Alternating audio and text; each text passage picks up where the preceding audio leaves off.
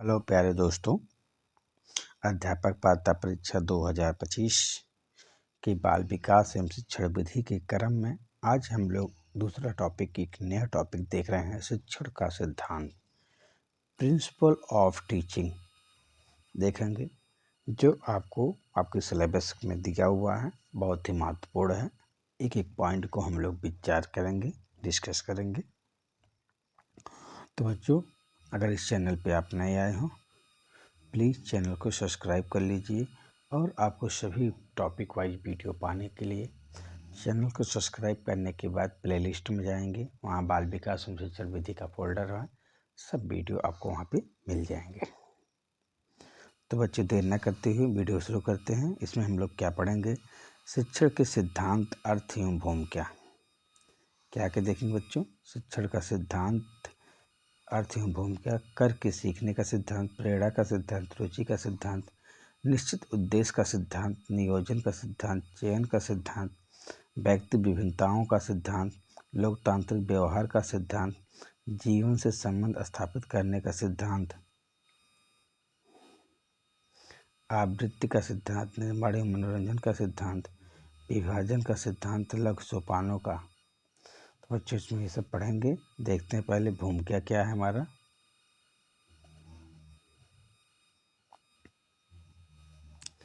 भूमिका, बचपन में आपस में ज़्यादातर लोगों से एक सवाल जरूर पूछा गया होगा कि आप बड़े होकर क्या बनेंगे। कुछ का जवाब होगा, बड़े होकर टीचर बनूंगी। कभी आपने जानने का प्रयास किया कि शिक्षक कैसे बनते हैं? यह शिक्षक का मतलब क्या है? वास्तव में शिक्षक वह है जिसे पढ़ाना आता हो। पढ़ाने का कार्य शिक्षण कहलाता है। शिक्षण करने की प्रक्रिया में हम कुछ आधारों का अनुमान करते हैं। इन्हीं आधारों को या मान्यताओं को शिक्षण का सिद्धांत कहा जाता है। शिक्षण शास्त्रीय विचारकों के अनुसार विभिन्न शिक्षण सिद्धांतों की मान्यता दी गई है, जिनका वर्णन इस प्रकार है। नंबर 1 क्या है बच्चों? क्रियाशीलता का सिद्धांत। इसका अर्थ है करके सीखना। यह सिद्धांत बाल मनोविज्ञान का आधारभूत सिद्धांत है। इसमें सीखने वाले को पूरी अधिगम प्रक्रिया में सक्रिय रहना परम आवश्यक है। याद करें, आप सभी भी में से जो कुछ साइकिल से विद्यालय जाते हैं, उसे अपने कैसे सीखा? सबसे पहले अपने साइकिल को पकड़ना सीखा, पैडल मारना सीखा। कई बार उसे चलाने से में चोट भी आई। आखिरकार आपको साइकिल चलाना आ गया। इसमें आप जब तक स्वयं साइकिल के साथ क्रिया नहीं करते, तब तक आप उसे नहीं सीख सकते थे। प्रबल ने बालक का कार्य करके सीखते हैं, तो क्रिया द्वारा सीखना अस्थायी सीखना है। अस्पष्ट शिक्षण, अधिगम का कार्य भी बिना क्रियाशील हुए संभव नहीं है। जितनी अधिक क्रियाशीलता, उतनी ही अधिक सीखने की प्रक्रिया सरल और रुचिपूर्ण होगी। किंतु ऐसा नहीं कि स्वयं करके सीखने में गलतियां नहीं होती, अवश्य होती है। गलतियों से घबराने की जरूरत नहीं। धीरे धीरे सुधार के साथ हम उस कार्य को सीख जाएंगे। गतिविधि 1। हम सभी जानते हैं कि पौधों को विकसित होने के लिए पानी, हवा, पानी, प्रकाश, खाद की आवश्यकता होती है। प्रशिक्षु इसके लिए मिट्टी खोदें, बीज डालें, सींचें,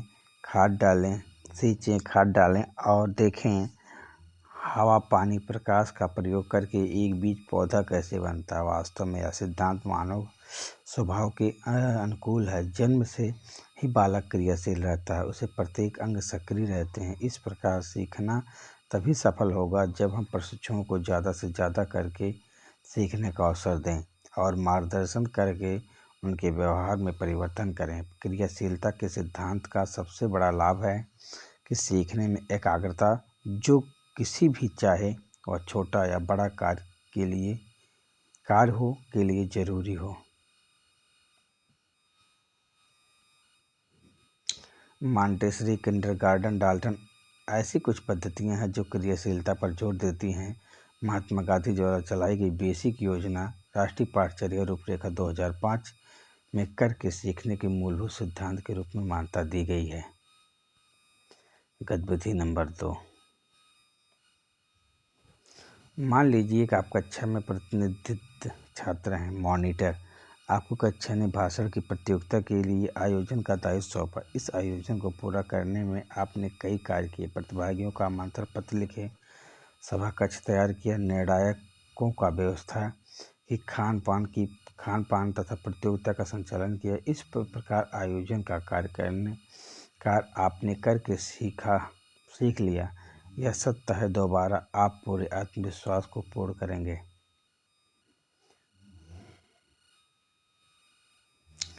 प्रेरणा का सिद्धांत।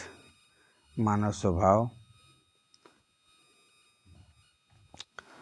स्वभाव प्रशंसा से खुश और आलोचना से मायूस होना। आप सभी ने जब परीक्षा में अच्छे अंक लाए होंगे तो गुरुजनों, माता पिता द्वारा शाबाशी दी गई होगी। प्रशंसा पाकर आपने और अच्छा प्रदर्शन या मेहनत करने की ठानी होगी और उसमें सफल भी होंगे। यह प्रशंसा शाबाशी क्या है? इसे मनोवैज्ञानिक भाषा में प्रेरणा कहते हैं। केली का विचार है कि शिक्षण में प्रेरणा किसी न किसी रूप में अवश्य उपस्थित रहना चाहिए। प्रेरणा के तरीके: शाब्दिक, अशाब्दिक। शाब्दिक में शाबाश, अच्छा, उत्तम, दंड, पुरस्कार अशाब्दिक हैं।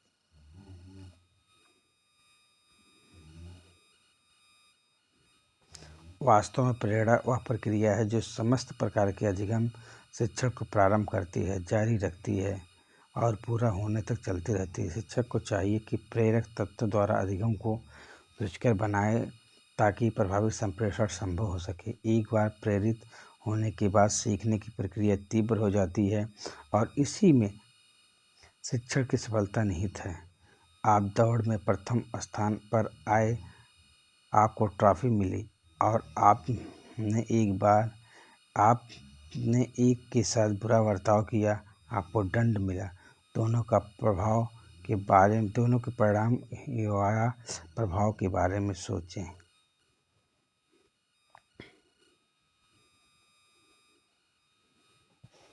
रुचि का सिद्धांत चर्चा करें।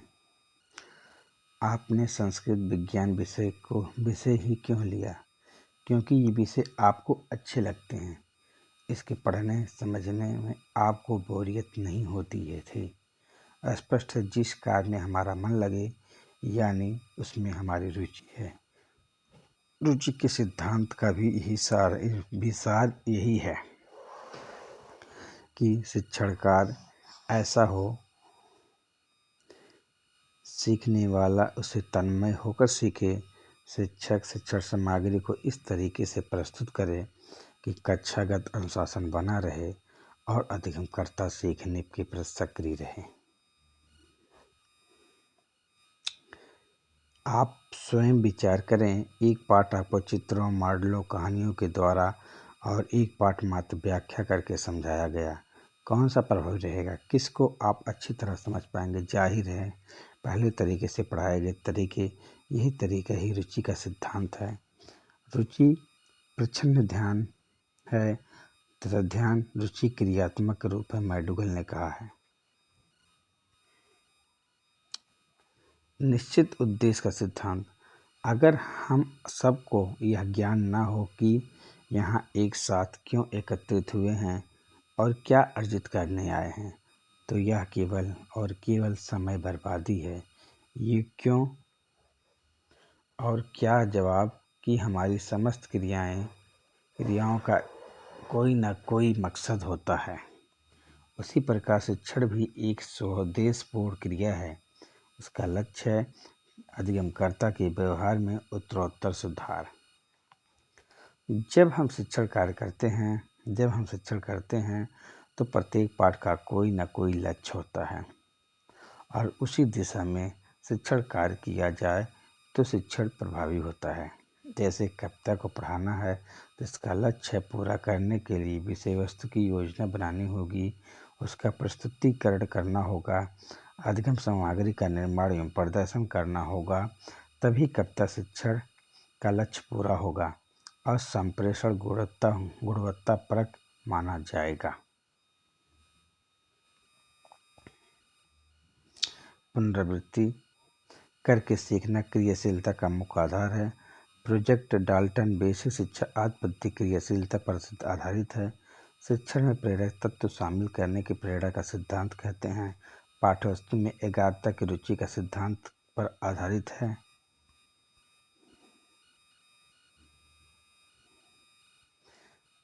अब देखते हैं नियोजन का सिद्धांत। शिक्षण हो या कोई भी कार्य हो, उसका पूरा होना इस बात पर निर्भर करेगा कि योजना बनाकर किया गया या नहीं। आप स्वयं चर्चा करें कि एक कमरा जिसमें किताबें, मेज, कुर्सी, कपड़े, जूते यथास्थान क्रम में रखे हों और एक कमरा जिसमें यह सामान बेतरतीब फैला हो, किस स्थान पर आपका मन कार्य करेगा? जाहिर है उस स्थान जहां सब कुछ क्रमबद्धता और नियोजित हो। इसे ही योजना का सिद्धांत कहते हैं। शिक्षण करते समय प्रत्येक शिक्षक को अपनी शिक्षण योजना बनानी चाहिए। उसके प्रस्तुतिकरण का क्रम ज्ञात हो ताकि सीखने वाला भ्रमित ना हो। गुरु जी ने आज क्या पढ़ाया था? वर्तमान शिक्षण कार्य में प्रत्येक प्रशिक्षु को पाठ योजना बनाने तथा उसके अभ्यास पर जोर दिया जाता है। मान लीजिए आपकी संधि पढ़ानी है तो आप संधि की परिभाषा उदाहरण देने की बजाय अर्थ समझाने लगें या उसी के सारा कालांश पर बीत जाए तो आपका शिक्षण नियोजित नहीं कहा जाएगा। योजना कार्य से क्या होता है? समय श्रम की बचत होती है। शिक्षण अधिगम क्रमबद्ध होता है। शिक्षण का उद्देश्य पूरा होता है। चयन का सिद्धांत। हम बीमार हैं तो अगर हमें डॉक्टर के पास जाना हो और विद्यालय भी जाना हो तो इस समय जो ज़्यादा ज़रूरी होगा उसी को करेंगे ताकि दूरगामी प्रभाव हमारे पक्ष में हो। इसी स्थिति को चयन कहते हैं। इसी स्थिति को चयन कहते हैं। शिक्षण भी एक जटिल कार्य है। इसमें हमें विभिन्न विषयों को पढ़ाना समझाना होता है। शिक्षक पर यह गुरुतर दायित्व होता है कि वह कौन सा विषय पहले पढ़ाए, कौन सा बाद में, किस सामग्री को कैसे प्रस्तुत करे, कौन सी कक्षागत समस्याओं को पहले हल करे ताकि शिक्षण अधिगम सफल हो सके। अतएव चयन का सिद्धांत का अनुसरण जरूरी है। मान लीजिए कक्षा में सरल विषय पहले कालांश के ढेर सारे चित्र क्लिप मॉडलों से समझा दिए जाएं और कठिन विषय गणित, संस्कृत, माध्य व्याख्यान विधि से कक्षा के अंतिम कालांश में पढ़ाए जाएं। चर्चा करें क्या प्रभाव होगा, क्या जटिल विषय समझ में आएगा। इसलिए चयन की जरूरत है ताकि शिक्षण बोझिल न लगे। रायबर्न ने शिक्षक के अच्छे चयन की योग्यता पर उसके कार्य की सफलता निर्भर करती है।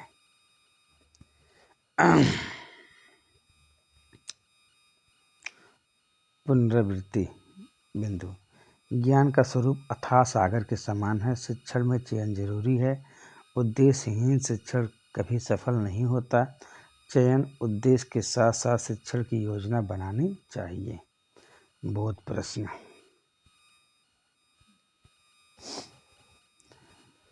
व्यक्तिगत विभिन्नता।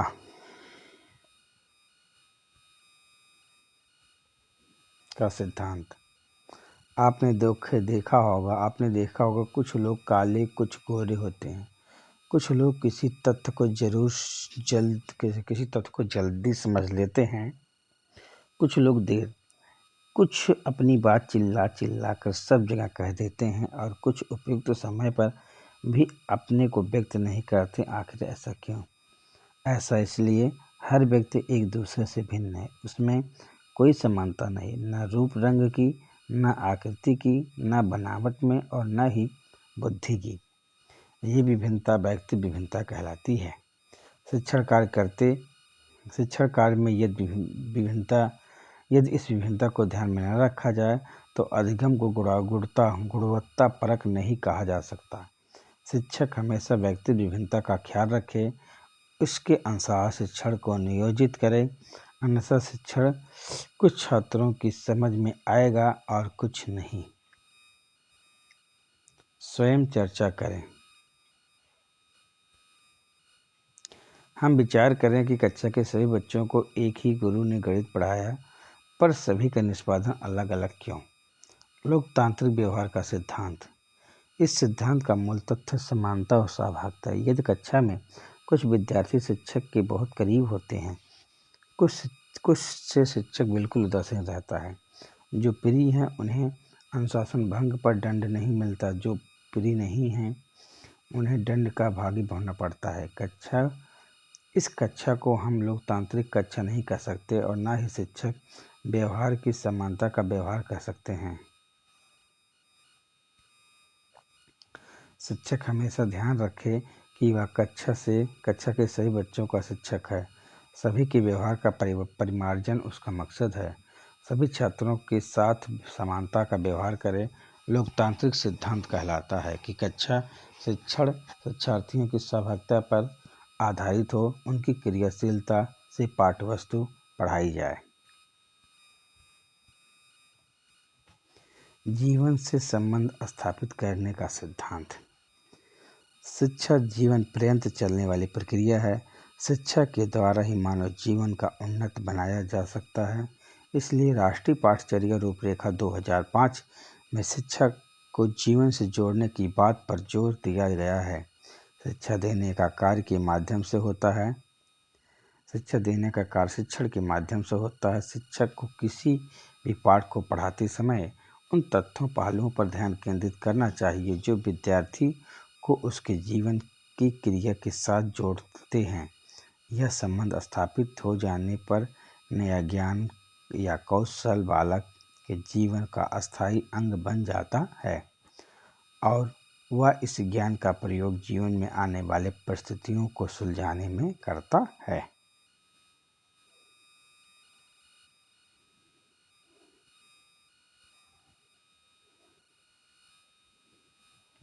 शिक्षण में केवल जीवन से ही नहीं वरन एक विषय का दूसरे विषय से सह संबंध भी जरूरी है। जैसे अर्थशास्त्र का गणित से, गृह विज्ञान और जीव विज्ञान एक भाषा का दूसरी भाषा से। प्रत्येक व्यक्ति एक दूसरे से बिल्कुल भिन्न है। लोकतंत्र का मूल भाव समानता और सहभागिता से है। सफल शिक्षण वही है जो व्यक्ति के जीवन से जुड़ा है। आवृत्ति का सिद्धांत। आप सभी ने यह जुमला अक्सर सुना होगा, करत करत अभ्यास के जड़मत होत सुजान। अर्थात इसका आशय जिस कार्य को हम बार बार करते हैं वह कार्य आसान हो जाता है।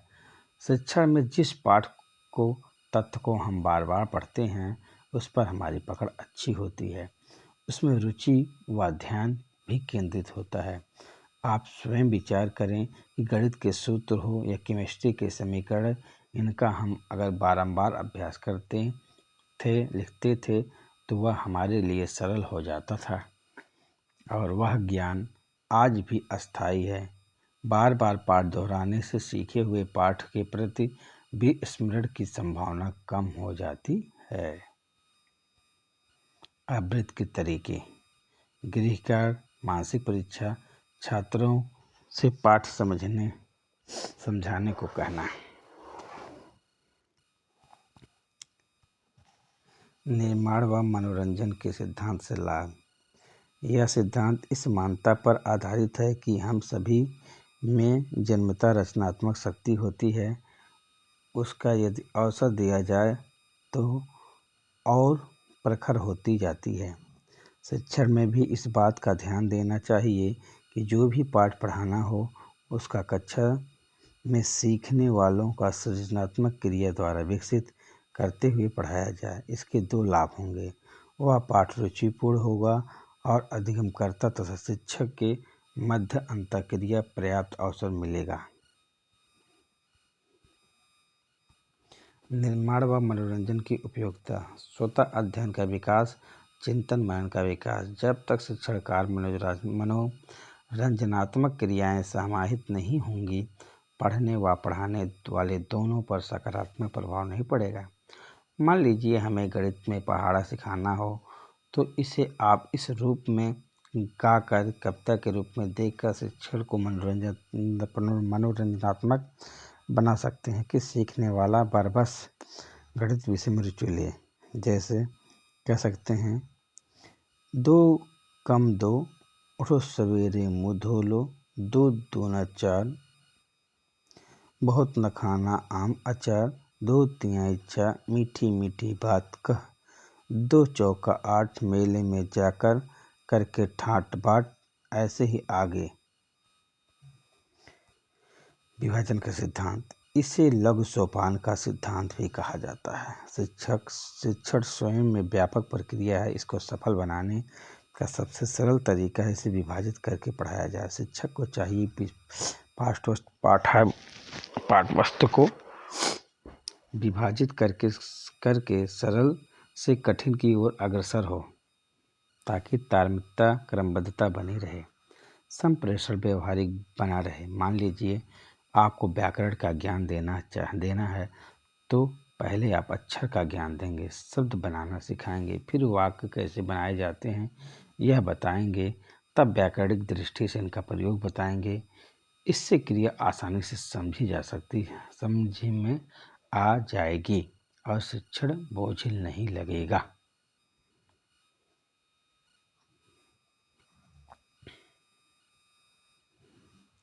यह सिद्धांत वैज्ञानिक दृष्टि से पूर्ण है, क्योंकि विभाजन के क्रम में आगे बढ़ते हुए शिक्षक को छात्रों के सीखने की गति व स्तर का ज्ञान होता चलता है और वह अपना शिक्षण कार्य उत्तरोत्तर परिष्कृत भी करता चलता है।